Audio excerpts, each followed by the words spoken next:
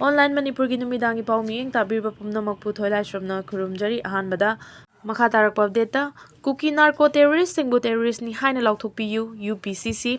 hawjik chathariba assembly mifam asina Manipur miyamgi mathakta terrorist ki thabak sing chathaduna landarakliba asigi yenglaga kuki narco terrorist singbu terrorist ni haina waref lauduna lauthokpiyu haina Unified Peace Coordinating Committee kumbina hairi hiram asiga mari leinana ngasi UPCC ki secretary wahengbam opendro na khuyak piduna press ta thorokpa cherol amana haribadi kuki immigrant narco terrorist singbu hawjik famliba Manipur assembly mifamna munna khana biduna terrorist ni haina waref lauduna lauthokpiyu hawjik tholiba kuki amasung mitei anigi lan asida Manipur ga mari leinana makhoi ga wari sanna basu yaroi hawjik famliba assembly mifam asida waref laubiduna makhoi bo terrorist ni haina lauthokpiyu aikhoi achumba pami aikhoi santi pami hairi Cherol sina hai ngara akam pata leiba Ideal Girls High School da hangliba relief camp ta leiriba inmate sing yauna more dagi lanje laktuna tongan balamdam asida hangliba relief camp sing dagi leiriba inmate sing na athuba matamda masa gi mayumda khunda laita hanbiu haina khongjang changsilakpada Manipur police na mob bomb amadi tear gas kafsinduna aso open kaya nangan kiba thawung adu condemn tawi relief camp ta leiriba singbo athuba matamda masa gi mayumda khunda laita hanaba hawjik famliba assembly bifam na waref lauduna leibak miyam khakna lauthokpiu tampak chanariba lo asumna chingi lamda su chana handuna chingda su lo chanai haibadu takpiu ching tam animak chap manana aingi mathau lengang na pangthokpa ngambiu hawjik thokliba assembly mifam asida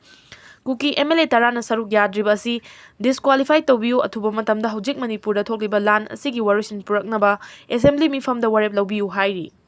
makha tarakpa update Kanglup anigi lan loidring asida kilometer daraga manga sangba chingmai kokthokuna Kukisingna popi thanaba thabak paikhatle langsai thongna ngasi Manipur da kuki refugee singna Manipur gi apunba saktam thugaina ba tarokliba lan asi chahi amaga tha manga sujillakle adubu Manipur lengak amadi Bharat lengak na ngasi phawba lanjenarliba mitei ireicha singbu masa gi khulsingda hanjinduna tangdu leitana leiba yabagi thausil amata paikhalakpadi udri Kanglup anigi lan loidring asida kilometer daraga manga sangba chingmai kokthokuna Kukisingna popi thanaba thabak paikhale haina langsai thongnagi convener KH Rajib na khuyek pidna press ta thorokpa cherol amana hairi cherol asina hai hawragliba lan asi mapaldagi thomjilakpa kuki refugee sing amadi mapalda hanadagi leiram le haiba Kukisinga manaraga Manipur gi apunba saktam thugaina ba hawrakpa lalong amani hairiba lan asi taungnabagi damakta Manipur gi kuki tabam famsingda leiba chingmai kaya kokthokuna narco terrorism gi marumda kuki lalauba singna drug trafficking mayam ama tawduna senfam kaya khomgatlaba matungda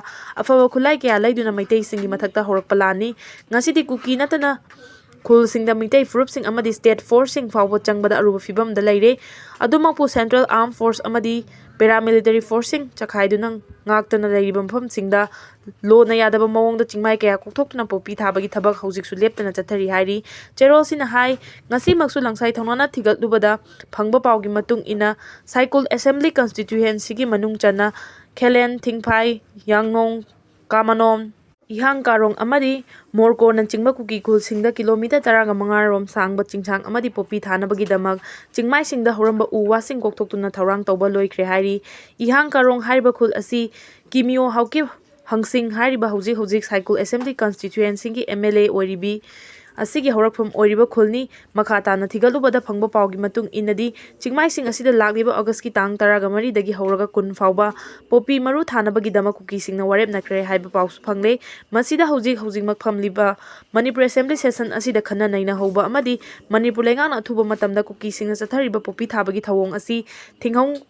nabagi thausil thawrang paikhat hoba haibasi tangai fade haibasi langsai thawnana ningsinglakli loinana Kukisingna chathariba lo na yadaba thabak thawong singda ngaktuna leiba Central Armed Force sing na yengduna leiriba si makhoi masel loktuna raga tawribra haibasi langsai thawnana chingnadaba ngamde hairi makha tarakpa update ta miyamna police ki gari da nung thajilakpadagi irang laksinaba tear gas cell sing kapkhibani police Imphal iski manung channa leiba akam pata miyamgi oiva rally ama chatlingaida khongjangloy singna police ki gari da attack tawrakpaga loinana nung thomjinba horakpadagi irang lassinnabagi damak tear gas cell sing kapki haina Manipur police control dagi thadorokpa cherol amana khangalakli cherol sina hai thodok tholingai cherakta miyoi kharana school manungda angang sing pakhatuna kapagi video thagatuna miyambu mi pai halle asiguma thabak asi tawbiganu makhatana tarobadi logi oiba thabak lokhotkani haina cherol sina hairi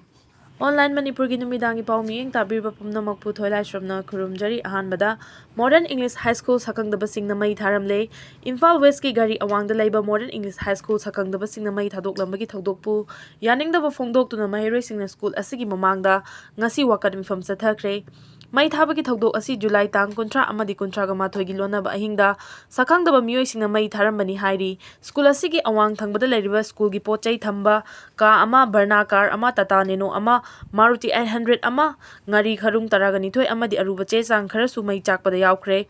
khwaidagi laibak thibadi school asigi angang hondong honjin tawriba bus amasu yaukre hairi panba yabadi kanglupki irangna ningthem kol da laiba Leafet school da mai thadokibadagi mitai mehuri singbu school asida wairaga tamalakibani ngasigi mifam aduda saruk yakiba school asigi oja ama oiriba Thaunaujam Susmana wafam kaya phongdokhi